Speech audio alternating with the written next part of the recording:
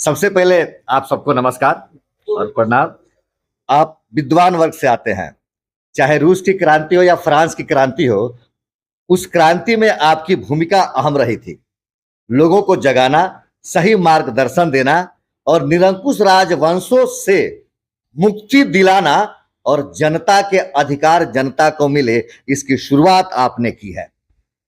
भले वह भारत की ना हो, फ्रांस की ही हो, रूस की हो, लेकिन वकीलों की अहम भूमिका रही, क्योंकि आप विद्वान वर्ग से आते हैं, देश और दुनिया का मार्गदर्शन करते हैं, दिशा और दशा दोनों बदलने की क्षमता आप रखते हैं। अभी भारत में चुनाव हो रहा है, 2 चरणों का चुनाव हो गया लोकसभा का, अभी तीसरा चरण होने वाला है। हमारे पश्चिम चंपारण का भी चुनाव होने वाला है। इस बार के चुनाव में विद्वान वर्ग क्या मुद्दा रखेगा? बेरोजगारी का, विकास का मुद्दा रखेगा। सड़क, पानी, बिजली, सही मुद्दा रहेगा। क्या इस बार का चुनाव आप विद्वानों के द्वारा प्रभावित होगा? निश्चित रूप से प्रभावित होगा। इस देश को तोड़ने में जवाहरलाल नेहरू जी का बहुत बड़ा भूमिका था।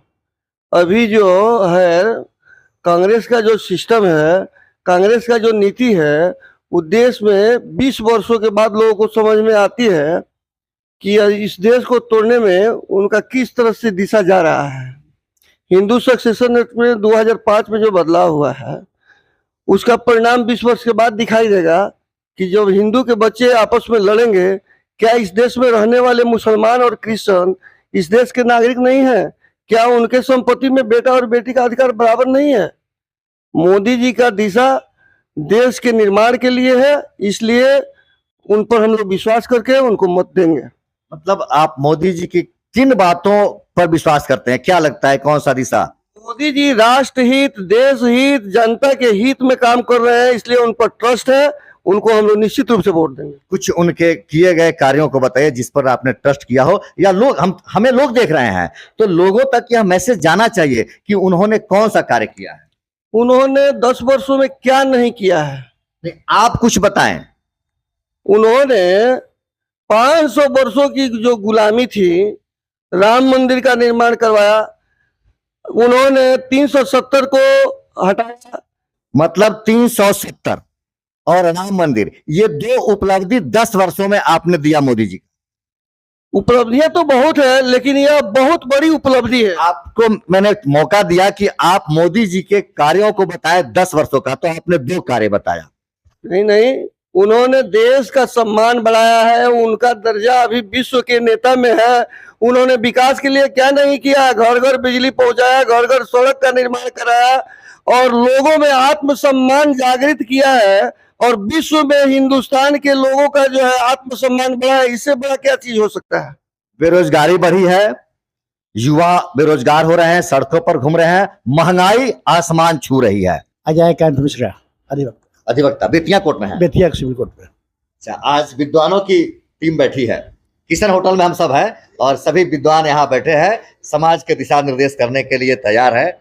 अभी चुनाव के समय में बहुत सारे लोगों से हम लोग मिल रहे हैं, अपना अपना अलग मुद्दा रह रहा है। आप इस चुनाव को किस नजर से देखते हैं और क्या मुद्दा होना चाहिए इस चुनाव का? इस चुनाव में विकास का मुद्दा है और राम मंदिर का मुद्दा है। जो 500 वर्षों में किसी ने नहीं कर पाया, वो मोदी ने करके दिखाया है और विकास की गति को आगे बढ़ाया है। मतलब मंदिर के नाम पर आपने मोदी जी को चुना और विकास के नाम पर भी। एक सवाल रहेगा छोटा सा, क्या आप अपने जनप्रतिनिधि से संतुष्ट हैं? बिल्कुल संतुष्ट है। आप अपने जनप्रतिनिधि, बेतिया के सांसद कौन है? संजय जायसवाल। संजय जायसवाल जी कितने वर्षों से वो यहाँ के सांसद हैं? 2 टर्म से 3 टर्म से। उनके 3 ऐसे कोई कार्य बताइए कि अगर वो सांसद यहाँ ना होते तो वह कार्य जिला में नहीं हुआ होता। नहीं ज्यादा रहा उनको। सर, आप अपने सांसद का 3 कार्य बताइए कि अगर संजय जायसवाल यहाँ के सांसद ना होते तो वह कार्य इस जिला में नहीं हुआ होता। ओवर ब्रिज बना है, एक सौंदर्यीकरण हुआ है। किस चीज का सौंदर्यीकरण? सौंदर्यीकरण हुआ है सागर पोखरा का। सागर पोखरा पर क्या नाम लिखा गया है? उसका मदन मोहन प्रसाद स्मृति पार्क। बेतिया महाराज के जमीन को, बेतिया महाराज के पोखरा को उन्होंने अपने पिताजी के नाम पर करा दिया और आप उसको उपलब्धि मानते हैं? ऐसी बात नहीं है। ठीक है, बेतिया महाराज का पोखरा था, क्या लेकिन मैंने माना, ठीक है। एक सांसद का कार्य एक पोखरा का सौंदर्यीकरण होता है? नहीं, देश का प्रतिनिधित्व तो करना सांसद का काम होता है। मैंने पूछा कि आप अपने सांसद का 3 कार्य बताइए कि अगर वो सांसद ना होते तो वह हिस्सा काम इस चंपारण में नहीं हुआ होता। 2 मिनट के बाद हम बता रहे हैं। आप बता सकते हैं कि अगर संजय जायसवाल जी यहाँ के सांसद ना होते तो वह कार्य यहाँ नहीं हुआ होता, उन्होंने कोई ऐसा कार्य किया हो?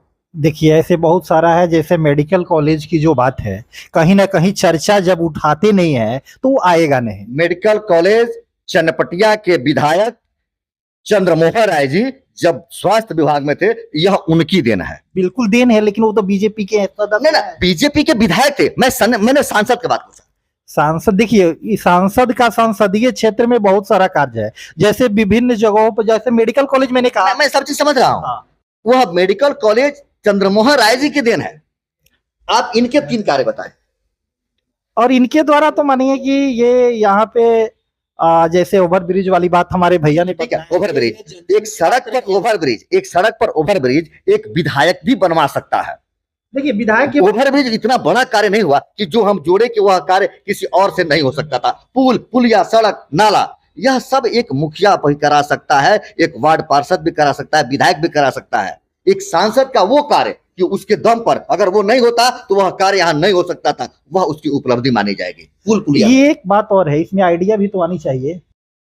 मतलब डॉक्टर साहब के पास आइडिया ही नहीं है? नहीं, बिल्कुल आइडिया था तब तो ओवर ब्रिज आया। किसी मुखिया के पास नहीं ना आ पाएगा जी। आप भी अधिवक्ता हैं बेतिया कोर्ट में?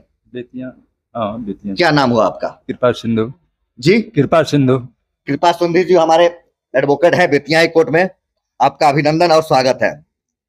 आप यहाँ आए हैं आज भारतीय जनता पार्टी के मीटिंग में, अमरिंदर जी की तरफ से। अभिनंदन जी के, अमरिंदर जी के तरफ से। तो क्या आप लोगों का कुछ मांग है, उद्देश्य है, आंदोलन है या एक सहयोग है? नहीं, हम लोग सहयोग के लिए आए हैं और वो सहयोग करना है कि हाँ मोदी जी का फिर यहाँ से संजय जी जीतते हैं और मोदी जी का साथ दें कि भारत का भविष्य। मोदी जी का साथ दें और अपने प्रतिनिधि के बारे में ना? नहीं, प्रतिनिधि के बारे में, प्रतिनिधि जीतेंगे तबे ना संसद। अच्छा, प्रतिनिधि बदल भी सकता था, एक बेहतर प्रत्याशी को मिल भी सकता था। मिल सकता था, लेकिन अभी जो देश में जो हवा है। नहीं, मैं क्या कह रहा हूं कि अगर यहाँ भारतीय जनता पार्टी को, मोदी जी को ही हम जीत रहे हैं, लेकिन हमें ऐसे प्रतिनिधि से मुक्ति मिलनी चाहिए कि नहीं चाहिए?